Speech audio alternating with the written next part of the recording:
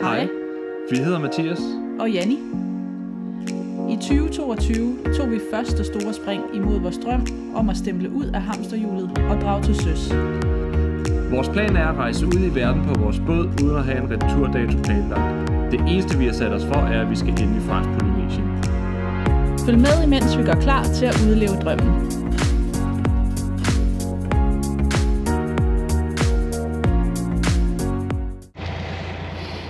Godmorgen. Så blev det lørdag den 20. april. Vi stævnede ud for tredje gang nu på vores nye båd. Og som vi kan se, så er vi fuldt pakket ind til en lørdag morgen her. Det er 1 grad varmt, så ikke særlig varmt. Men vi har besluttet, at vi skal ud og træne lidt i dag. Vi skal ud og lægge til ved nogle af de her turbøjer, som man kan lægge til, hvis man er medlem af Danske Tursejlere. Så det er dejligt, det bliver en dejlig stille og rolig dag. Forhåbentlig bliver det lidt varmere. Vejrudsigten siger, at det skulle blive omkring en 7-8 grader senere. Men nu må vi se. Lige nu er det i hvert fald pissekoldt. Men solen skinner, og der er næsten ingen vind. Så det er meget rart. Så lige nu er vi på vej ud af Ishøj Havn.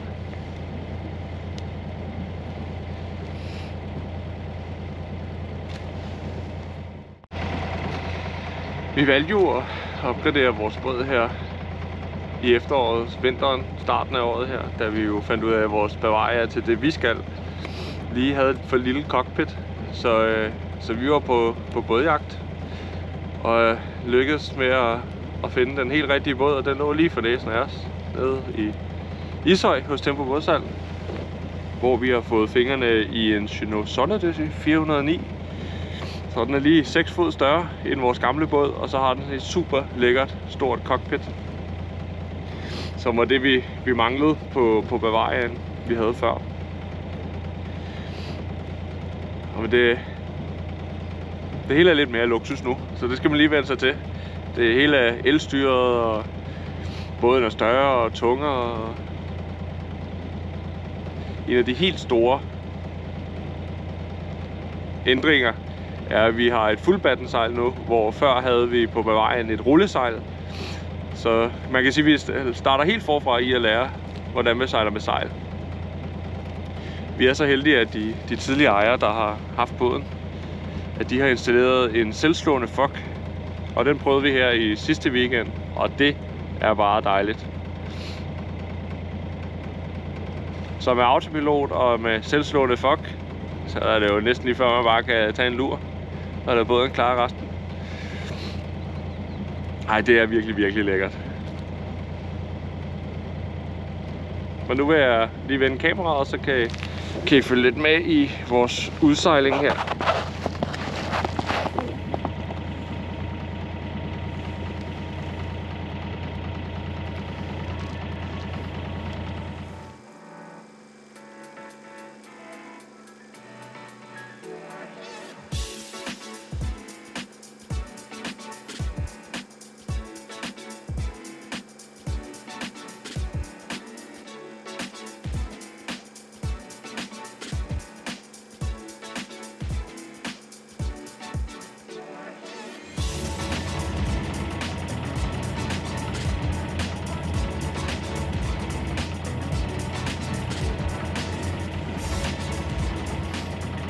Og også indsejling her.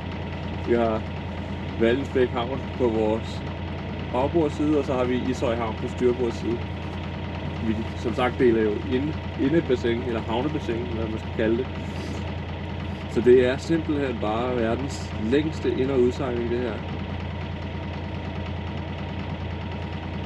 Og vi holder jo selvfølgelig farmen med, ja, lige nu siger den 4 knop, vi må sejle 3. Og ikke fordi det går fandme stærkt lige frem. Men det er meget rart, når man faktisk kommer ind, at man bare har god tid til at ordne sejl, og man har god tid til at få fender på, og i det hele taget bare god tid til lige sådan at komme ind og gøre klar til havnemanøvren. Så er det jo sådan med indsejling her til Ishøj og Vallensbæk Havn. Nu kan man ikke se det, fordi ruderne er godt dukket, så man kan ikke rigtig kigge ud på kameraet her. Men man kan jo se, at den ene bøje, den røde af dem, undskyld, den grønne af dem, Den står næsten i midten af indsejlingen, og det er fordi det sander til her i indsejlingen ret ofte. Og vi er nok stadig lige tidligt nok på sæsonen til, at de sådan rigtig gider at gøre noget ved det. Men der er nogle gange, hvor vi har sejlet lidt i off-season, hvor vi nærmest skulle gå helt tæt på molen for at komme ud. Så vores gamle båd var det ikke rigtig et issue, fordi at vores dybde var ikke mere end 1,67. Men i og med, at vi har fået en noget større båd, som også er en mere blue water cruiser, så har vi altså også fået en lidt kan man kalde længere dybdegang, større dybdegang, så nu stikker vi i, så er vi 2,10. Og hvis man er kendt her i området, ved man, at lige herinde på styrebords side, der er mega lavvand.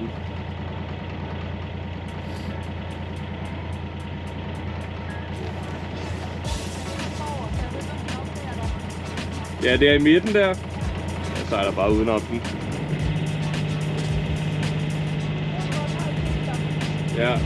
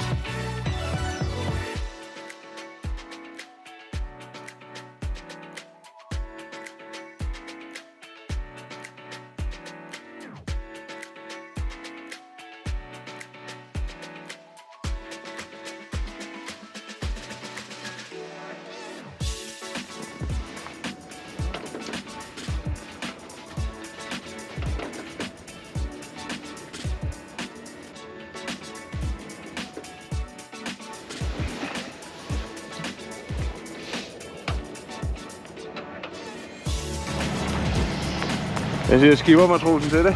Første styrmanden. Jeg siger, det er sgu en dejlig dag. Døren vil stå. Det er det. Vi ser her. Det er lækkert.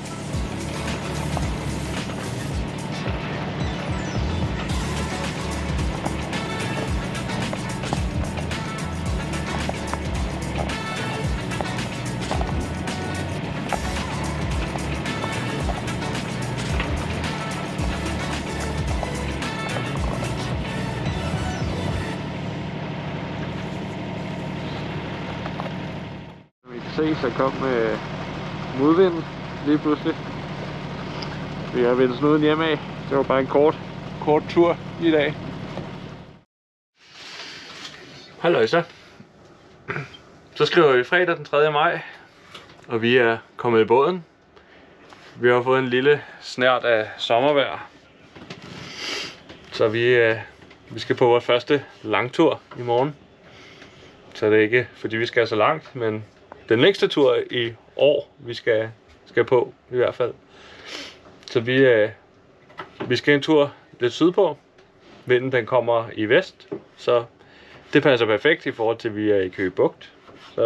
Og den vej vi skal, det er bare med vinden på tværs, hele vejen. Så det er skønt. Det bliver relativt vindstille, siger vejrudsigten, så det er fint. Så kan vi lige få testet vores sejl. Lige nu er Janni, hun er gået i gang med at lave mad. Det er meget. Jeg drikker en Pepsi Max og ser lidt fodbold.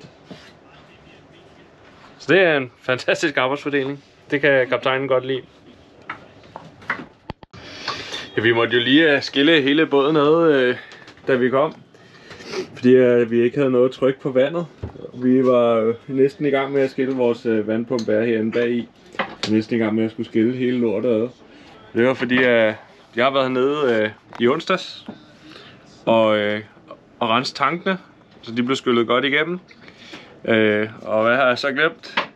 Hvad havde jeg glemt, Janni? Og fylde vand på. at fylde vand på. Så det var en fejl før. Så vi var helt uforstående over for, at vi slet ikke kunne få noget tryk på vandet eller noget som helst. Og det er jo klart, når der simpelthen ikke er noget som helst vand. Så vores vandtank, der ligger herude i vores forgøt. Så vi har skilt hele Mulchausen ad for at komme ned til den.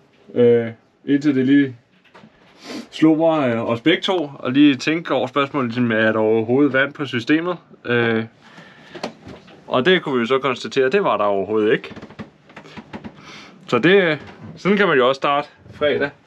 Men det er sådan det er, når man er ny, så lærer man, hvordan man skal fejlsøge. Også selvom man selv er skyld i fejlen. Men vi fik det klart. Det gjorde vi. Og nu er der vand på.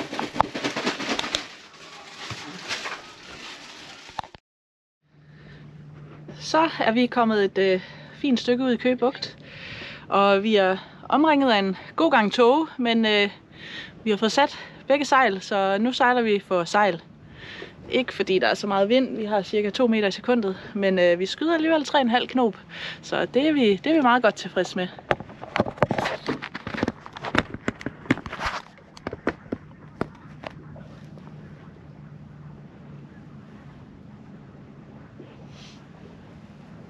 Vil du have din?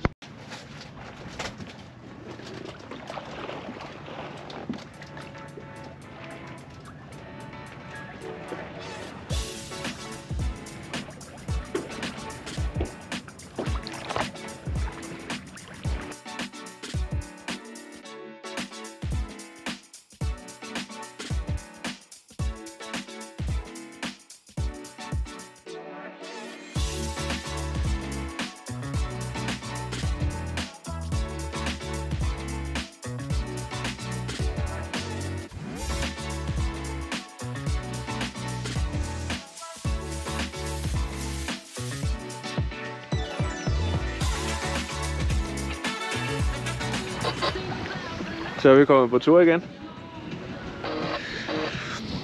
Ja, det er stadig lige lidt koldt, når vejrudsigten fejler, som sædvanligt. Så der er pænt skyde. Sådan okay med vind, en 4-5 meter i sekundet, så vi har sejlet for sejl.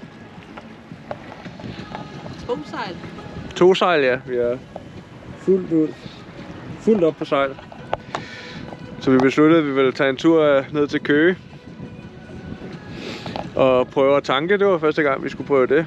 Så det krævede lige et par forsøg, men sådan er det jo, når man er ny. Så skal man lige lære alting først. Men det lykkedes da, så fik vi fyldt lidt diesel på båden, og nu er vi på vej tilbage til Ishøj. Og ellers så ligger vi jo bare stille og roligt og nyder stilheden. Der er lidt radio, der kører, men det er sgu meget hyggeligt. Ligger bare og ruder rundt ude i Øresund her.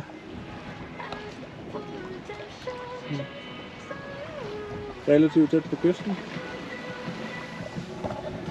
Så det er bare lækkert.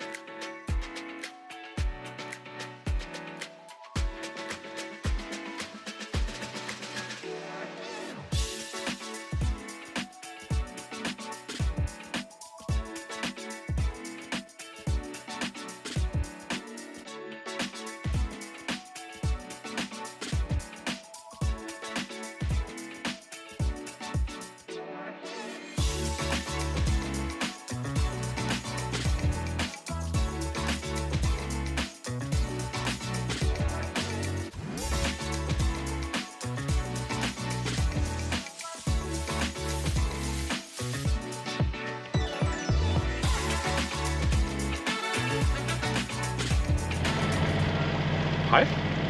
Så er det blevet 11. maj. Og vi stævnede ud. Det er jo efterhånden et par nærmest timer siden, at vi stævnede ud på Ishøj Havn. Sat kursen mod, lige nu er det mod Stevns Klit. Nu må vi se, hvor langt vi gider i dag. Det handler jo bare om at komme ud, nyde vejret, nyde livet. Så herude er det fantastisk vejr. Det vi er over her, kan man bedre se. Solen skinner. Det er stadig lidt koldt, og vi har vinden lige ind. Og selvom det jo ligner, at vejret er godt, det er også godt, så er det stadig lidt koldt. Man kan godt mærke, at det stadig er tidligt forår, og foråret det lader sig vente på sig. Det er sgu lidt træls. Man kan lige blive en 4-25 grader varmere. Nej, det er koldt. Man sidder jo meget bare stille, og lige nu er vinden den er lidt foran på tværs, så det er stadig lidt køligt at sidde. Men det er sgu dejligt. Man kan jo bare tage ordentligt tøj på, jo. Ikke, Janni? Man kan jo bare tage ordentligt tøj. Det kan man. Ja, det er et praktisk eksemplar på praktisk og varmt tøj på.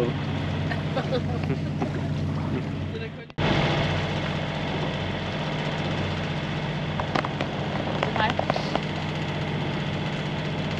Hej.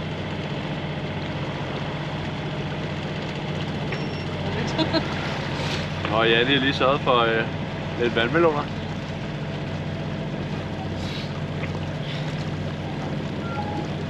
Og den her er også meget god.